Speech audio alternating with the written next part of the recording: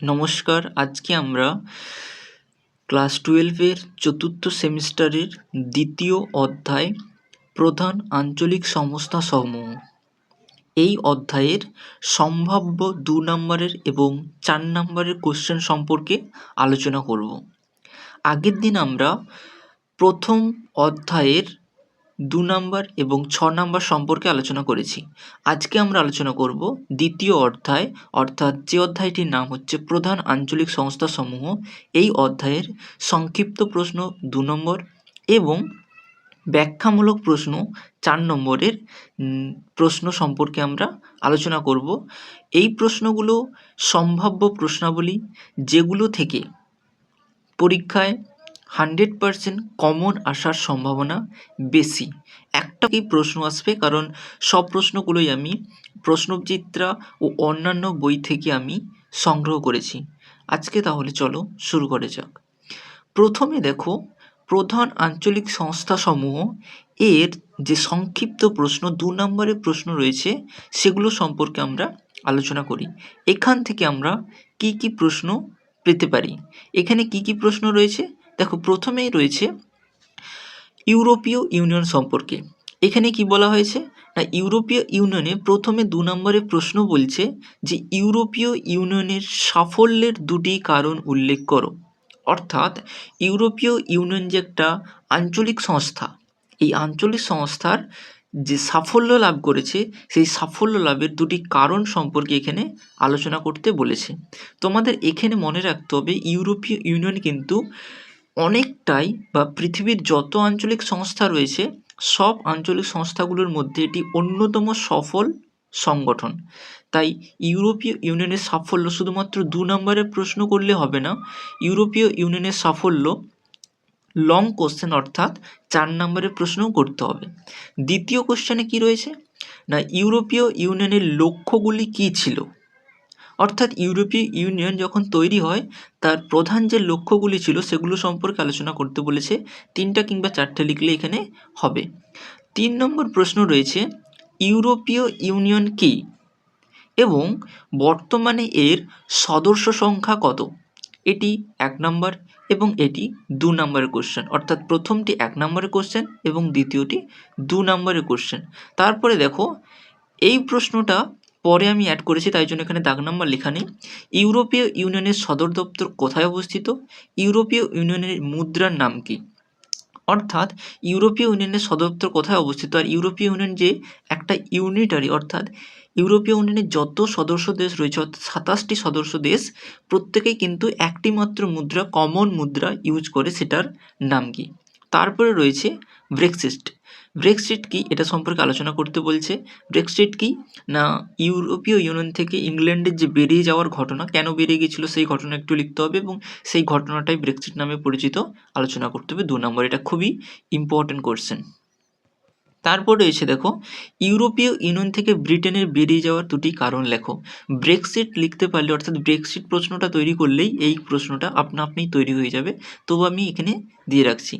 তারপর 6 নম্বরের প্রশ্ন আছে দেখো, যে ম্যাস্ট্রিক্ট চুক্তি কি, এটাও খুব গুরুত্বপূর্ণ প্রশ্ন। তারপরে রয়েছে 7 নম্বর প্রশ্ন। 7 নম্বরের প্রশ্ন কি রয়েছে না, 7 নম্বরের প্রশ্ন রয়েছে ম্যাস্ট্রিক্ট চুক্তি কবে স্বাক্ষরিত হয়, এই চুক্তি কবে থেকে কার্যকর হয়। 1+1+1 2 নম্বরের প্রশ্ন। তারপর 8 নম্বরের প্রশ্ন রয়েছে এশিয়ান, অর্থাৎ যে আঞ্চলিক আরেকটি সংগঠন এশিয়ান, এই সংগঠনের বর্তমান সদস্য সংখ্যা কত এবং এশিয়ান সংগঠনের সদর দপ্তর কোথায় অবস্থিত। 1+1 2 নম্বর। 9 নম্বরের কোশ্চেন কি রয়েছে এখানে না, এশিয়ান কত সালে প্রতিষ্ঠিত হয় এবং এর সদস্য দেশগুলোর নাম লেখো।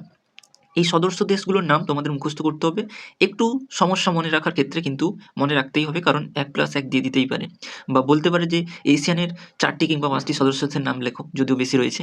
10 নম্বরের প্রশ্ন কি রয়েছে না, 10 নম্বর প্রশ্নে রয়েছে এশিয়ানের 2টি উদ্দেশ্য বা লক্ষ্য লেখো। যেমন কি ছিল না, ইউরোপীয় ইউনিয়নের উদ্দেশ্য এবং লক্ষ্য ছিল, ঠিক তেমনি এশিয়ানের উদ্দেশ্য এবং লক্ষ্য লিখতে হবে।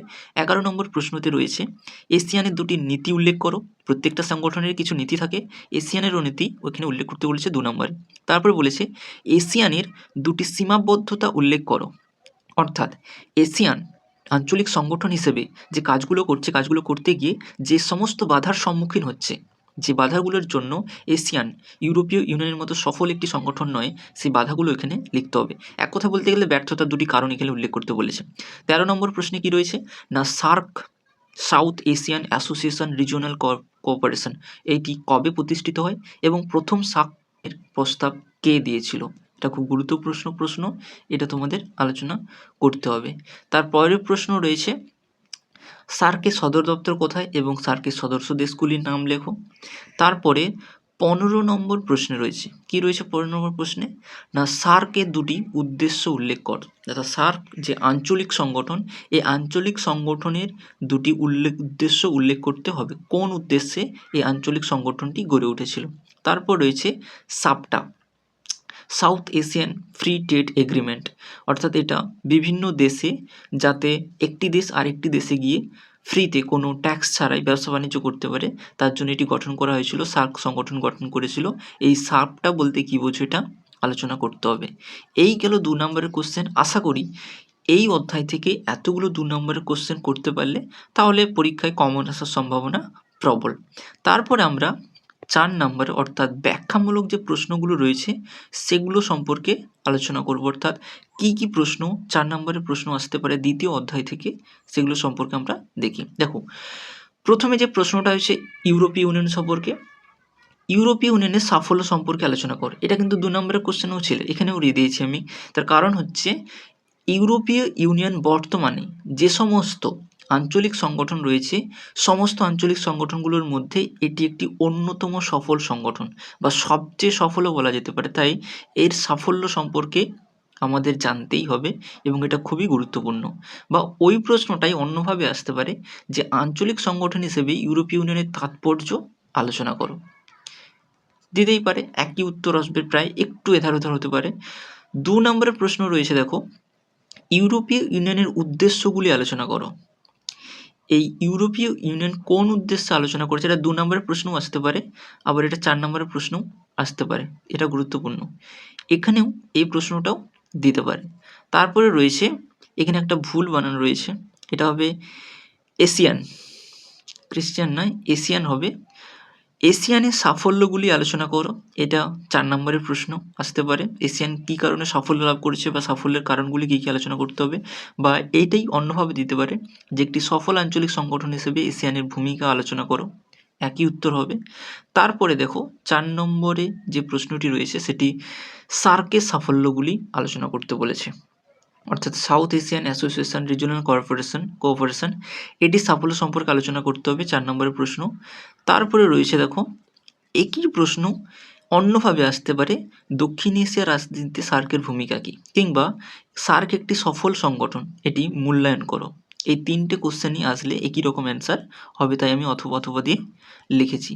তারপরে আছে দেখো 5 নম্বরের কোশ্চেনে একটা প্রশ্ন রয়েছে যে সার্কের ব্যর্থতাগুলি উল্লেখ করো। যদিও এশিয়ানের ব্যর্থতাও আসতে পারে, কিন্তু ওটা আসার সম্ভাবনা অত্যন্ত কম, তাই আমি এটা দেইনি। কিন্তু সার্কের ব্যর্থতা সম্পর্কে আলোচনা করতে বলেছে, অর্থাৎ সার্ক সংগঠনটি অতটাও সফল হয়নি, বা আগে প্রথম দিকে সফল থাকলেও বর্তমানে সার্ক সংগঠনটি পুরোপুরিভাবে ব্যর্থ, এবং এই সংগঠনের ব্যর্থতার যে কারণগুলি সেগুলো আলোচনা করতে হবে। এইগুলো হচ্ছে মোট 5টি 4 নম্বরের কোশ্চেন রয়েছে। এই 5টি 4 নম্বরের কোশ্চেন করলে আশা করি কমন আসার সম্ভাবনা অনেক রয়েছে, এবং এই সমস্ত প্রশ্নের উত্তর পেতে হলে আমাদের টেলিগ্রাম চ্যানেল রয়েছে, এই টেলিগ্রাম চ্যানেলে তোমরা জয়েন করতে পারো। ডিসক্রিপশান বক্সে লিঙ্ক দেওয়া থাকবে, তোমরা ওই লিঙ্কে ক্লিক করে টেলিগ্রাম চ্যানেলে জয়েন হয়ে গেলে তোমরা কিন্তু ওখানে পিডিএফ আকারে হ্যান্ড রাইটিং উত্তরগুলো সব পেয়ে যেতে পারবে, এই প্রশ্নের সমস্ত উত্তর।